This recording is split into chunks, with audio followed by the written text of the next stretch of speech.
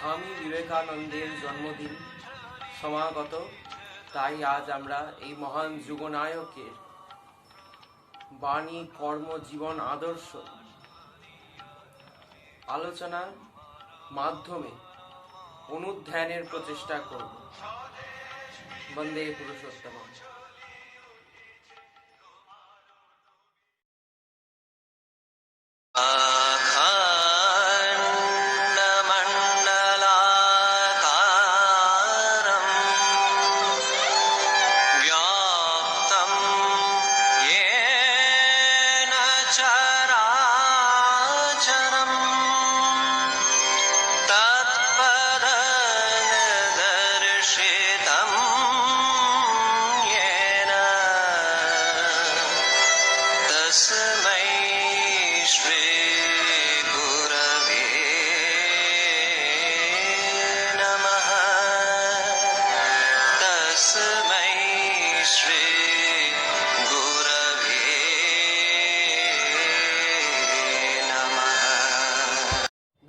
ধর্মাচরণ, অন্ধবিশ্বাস, কুসংস্কার এবং নির্বীর্যতাকৃষ্ট ভারতবর্ষ যখন সেই সময়কার ভারতীয়, বিশেষত ভারতীয় যুবকদের শৌর্যহীন করে দিয়েছিল, তখন ভারতের গরিমা ফিরিয়ে আনার জন্য এই রকম ভারতবর্ষে জন্মগ্রহণ করেছিলেন সপ্তর্ষির এক ঋষি শিবাংশ জাত স্বামী বিবেকানন্দ, এবং বিশ্বের দরবারে শুনিয়েছিলেন বিবেকের বাণী এবং সাহসিকতার কথা। কি বলেছিলেন? উত্তিষ্ঠত জাগ্রত প্রাপ্য বয়ান নিবোধত। বসে থেকো না। বসে থাকা মানে আমরা এরকম বসে আছি সেটার কথা তিনি বলছেন না। তিনি বলছেন কখনো নিজের বৃদ্ধিকে রুখে দিও না। গুরুদেব শ্রী ঠাকুর অনুকূলচন্দ্র বলেছেন যে জীবন বৃদ্ধি হল ধর্ম, আর নিজের বৃদ্ধিকে রুখে না দেওয়া অর্থাৎ নিজের উন্নতিকে। উত্তিষ্ঠত, ওঠো, যেটা তুমি চেয়েছো সেটা যতক্ষণ না পাচ্ছ ততক্ষণ তুমি থেমো না, এবং সেটা পেয়ে যাওয়ার পরেও থেমো না। সেটা থেকে উন্নততর আরো কোনো জিনিস, আরো কোনো বিষয় প্রাপ্ত করার জন্য সচেষ্ট হও। এই ছিল তার বাণী। পূর্বতন পুরুষোত্তম ভগবান শ্রী রামকৃষ্ণ দেব তিলে তিলে স্বামী বিবেকানন্দকে গঠন করেছিলেন এক প্রকার।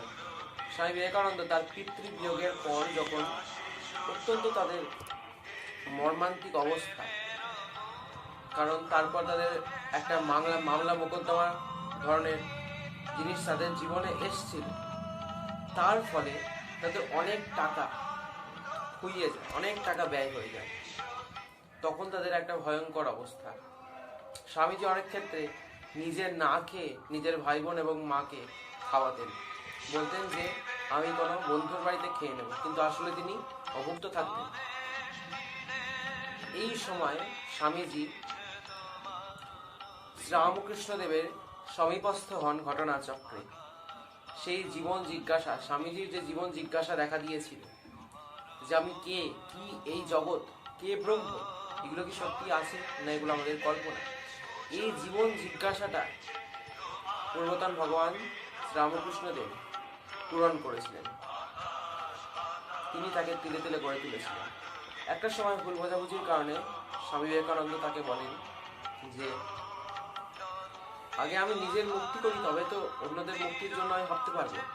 শ্রীরামকৃষ্ণ তাকে ভর্ৎসনা করেন এবং তাকে বলেন যে তোকে তো আমি এর থেকে অনেক উচ্চ অবস্থা সম্পন্ন ভেবেছিলাম, তুই এত নিম্ন তা তো আমি জানতাম না।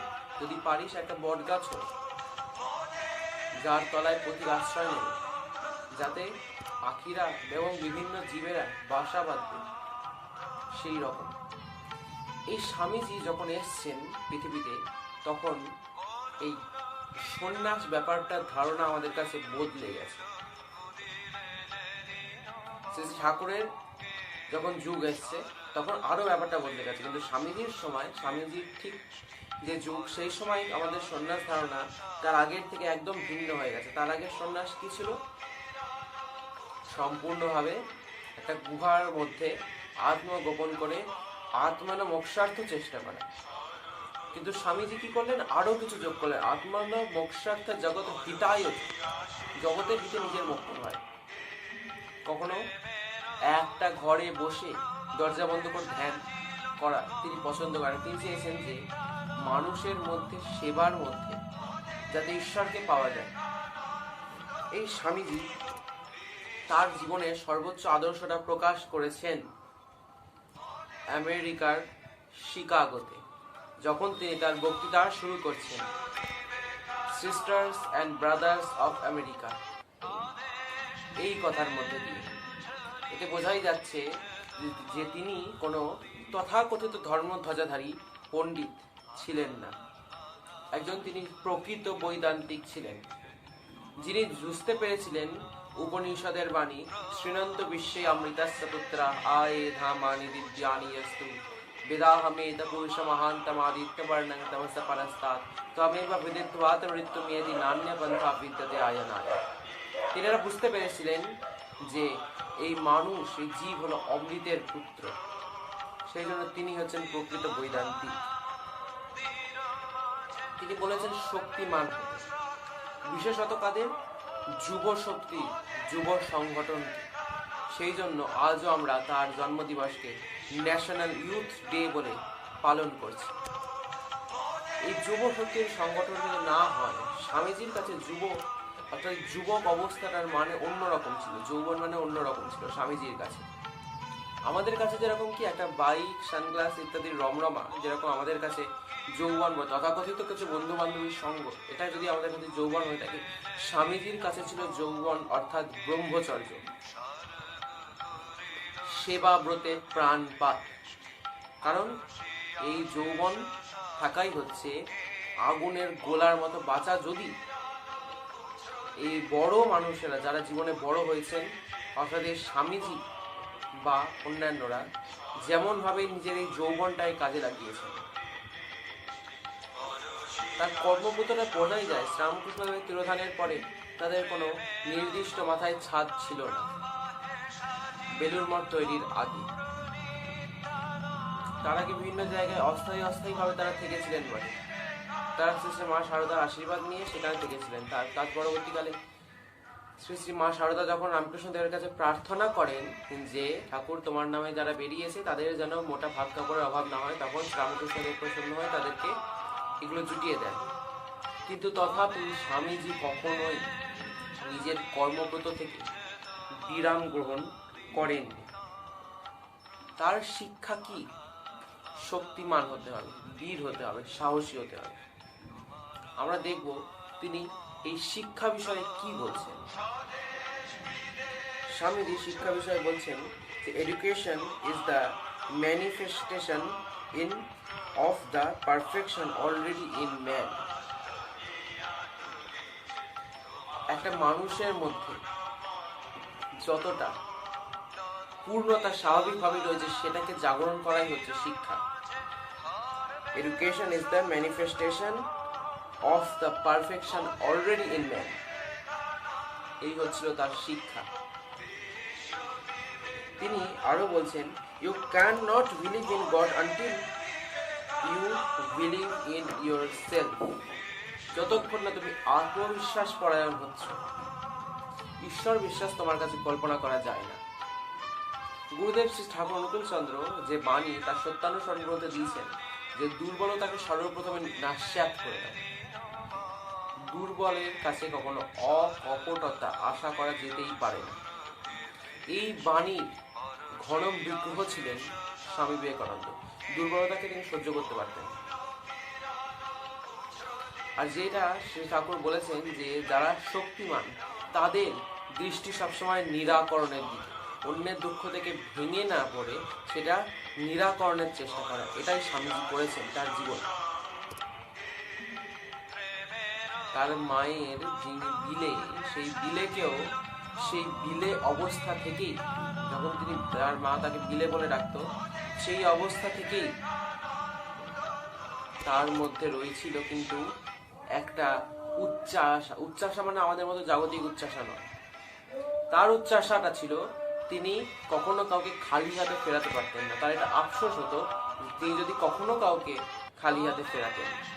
এমনকি তার দান স্বভাব এতটাই ছিল, তার মা তাকে একটা ঘরে কখনো কখনো আটকে রাখতেন ভুবনেশ্বরী দেবী, যিনি তার মাতা ছিলেন। তারপর স্বামীজি তার এই যে কর্মযজ্ঞ শুরু করেছিলেন শ্রীরামকৃষ্ণ দেবের প্রাণ উৎসর্গ করে নিজে, এবং তার উপাস্যা দেবী ভারত মাতাকে নিজের প্রাণ উৎসর্গ করে যে কর্মযজ্ঞ শুরু করেছিলেন, সেই কর্মযজ্ঞ তিনি পূর্ণ করেছিলেন তার জীবন দিয়ে, সারা জীবন ধরে। এবং এবার যে দেখার ব্যাপার, তিনি কিন্তু এত কিছু জীবনে করেছেন, এত কিছু করেছেন, যেটা হিন্দুত্বকে, ভারতবর্ষকে, আমাদেরকে গর্বিত করে দিয়েছে। তথাপি তিনি শিকাগো সভায়, যেটা বিশ্বের দরবার, সেখানে তিনি বলছেন যে যদি কিছু সারগর্ভ কথা বলে থাকি, সেটা আমার গুরুদেব শ্রীরামকৃষ্ণ দেব বলেছেন। যদি কিছু অসার কথা বলে থাকি, যেগুলো নিরর্থক, যেগুলো হাস্যাস্পদ, সেরকম কিছু যদি বলে থাকি, সেগুলো সম্পূর্ণ আমার নিজের। এটাই হচ্ছে আত্মসমর্পণের ভাব, যেটা গুরুদেব শ্রী ঠাকুর অনুকূল চন্দ্র বলেছেন, যে যত ইষ্ট প্রাণ হয় তার মধ্যে ভালোবাসা এবং সেবা প্রবণতা তত বেশি বর্ধিত হয়। ইনি বলেছেন, স্বামী বিবেকানন্দ এটা দেখিয়েছেন আমাদেরকে, বহুরূপের সম্মুখে তোমার ছাড়ি কথা খুঁজিছ ঈশ্বর, জীবে প্রেম করে যেই জন সেই জন সেবিছে ঈশ্বর। আবার স্বামী বিবেকানন্দ বলেছেন, যার দ্বারা আমাদের প্রধান শিক্ষা আমরা এটা বুঝতে পারছি যে আমাদের উন্নতি কি করে হবে। তিনি বলছেন যে দ্বিধা শূন্য হয়ে গুণরাজ্ঞা পালন এবং ব্রহ্মচর্য রক্ষা, এই ছাড়া উন্নতির কোনো উপায় নেই। এই হলো সফলতার একমাত্র রহস্য। সেই জন্য পরবর্তীকালে তার কোনো এক গুরু ভাই তাকে নিয়ে গিয়ে উঠছেন যে স্বদেশ বিদেশ উছলি উঠিল, তোমারও নবীন তন্ত্র, আকাশ বাতাস ভরিয়া উঠিল, তোমারও নবীন মন্ত্র। অর্থাৎ আকাশ বাতাস ভরে তার নবীন মন্ত্র উঠেছে। এটা কোনো পূর্বের, আগেকার কোনো আধ্যাত্মিকতা তথাকথিত নয়, এটা আধুনিক আধ্যাত্মিকতা। আজ আমাদের আলোচনা শেষ। জয় গুরু, বন্দে পুরুষোত্তমম। ওম নমঃ।